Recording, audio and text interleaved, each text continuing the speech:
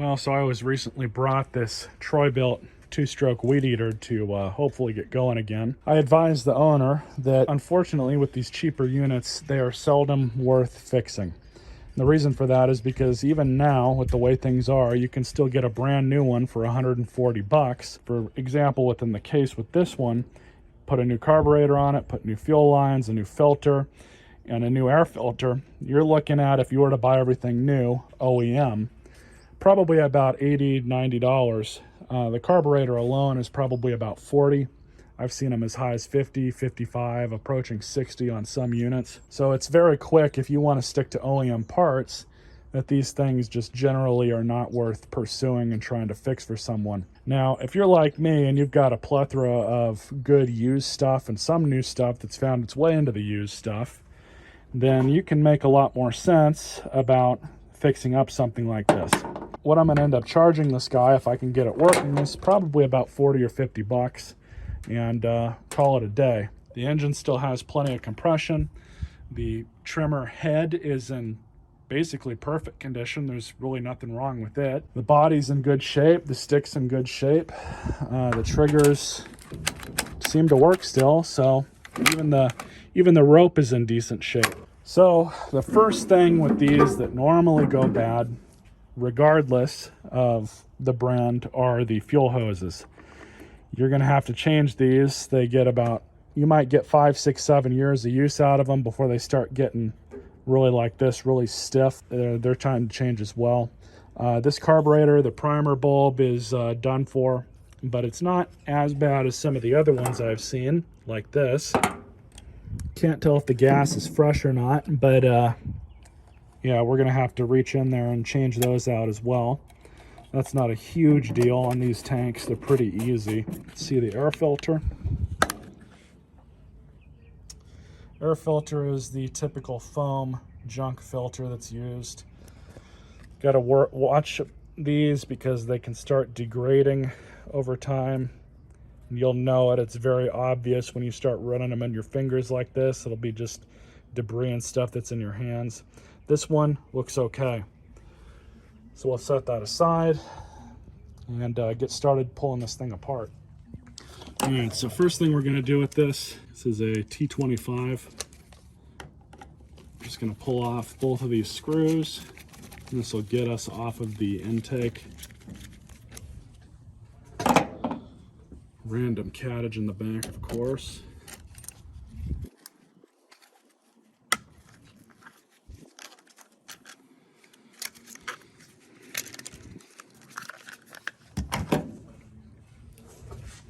Gasket's still in good shape. We'll set that aside.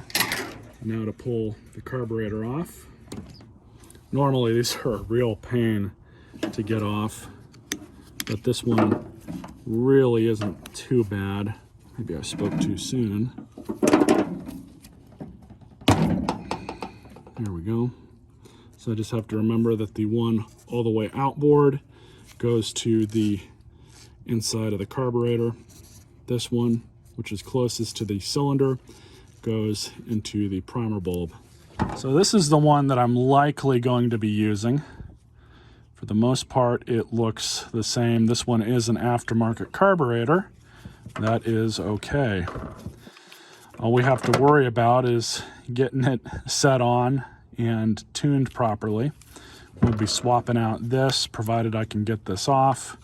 Sometimes when you get these off or try to get them off, they break. I do have an extra one on this one and maybe a couple more in here I could use. This carburetor is likely going to be the one that we'll use, even though the fuel pipes tubes down here are bent in. This might have been for a blower or something. I have no idea. But before we do that, we have to deal with the fuel lines. And very carefully, we'll fish that line with the filter on it out, pull the lines out after that. So, got a hooked pick here. Yeah, I don't think this one's gonna give us too much fuss. Cut this off right here.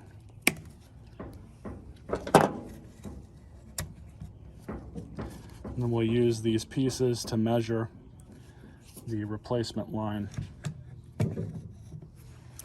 Got this piece out, holding the other one in place.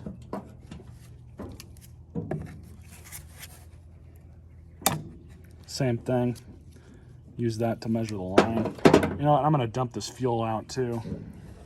First, we'll start with the smaller line. Measure this up.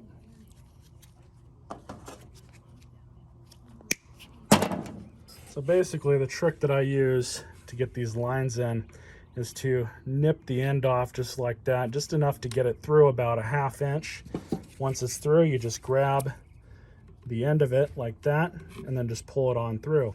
So all we got to do now is just make this flush, and then we'll put this little guy back on it and pull it back, and there we go. So just like that. And now all you got to do is just pull it back. That's probably good enough. Cut it a little on the long side.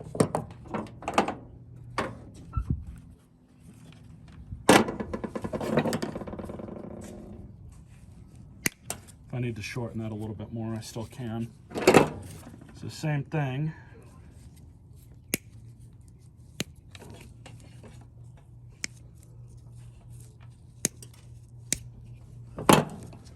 Let's feed it on through. Once you get it through enough,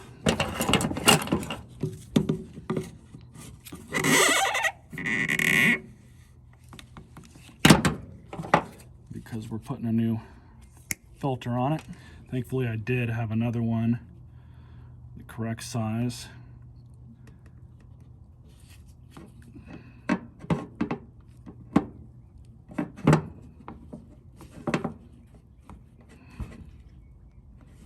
That's it. Just feed it on in. And I just like to have them touching the bottom here. You can see that's where this one is. I'm not going to put the lines on it just yet. We're going to get it put in place first. Carburetor. Install the linkage. Just like that.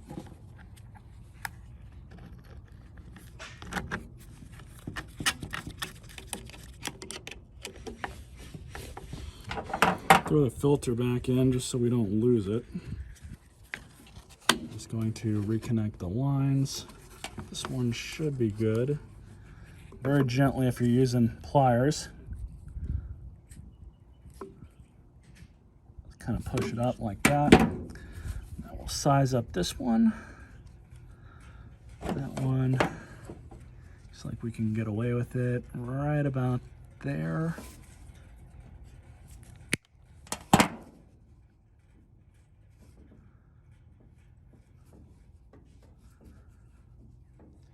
So with a little bit of trying, I got the choke lever back on, mostly. So let's put some gas in it and see what's gonna happen. All right, so I just put some fresh gas in it. New carburetor, new fuel lines, new fuel filter. Let's see what happens.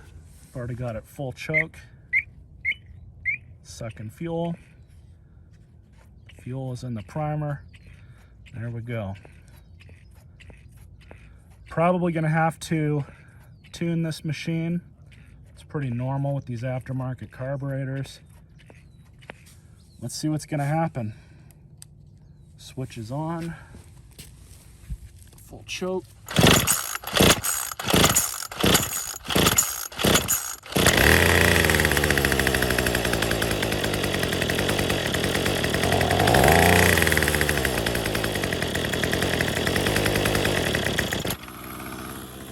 Good.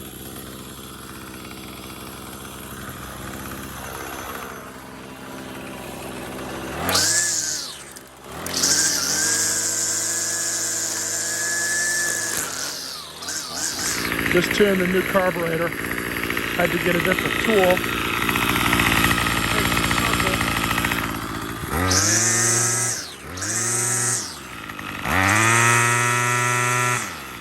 Beautiful. Ready to go. you guys enjoyed this video. Stay tuned for more.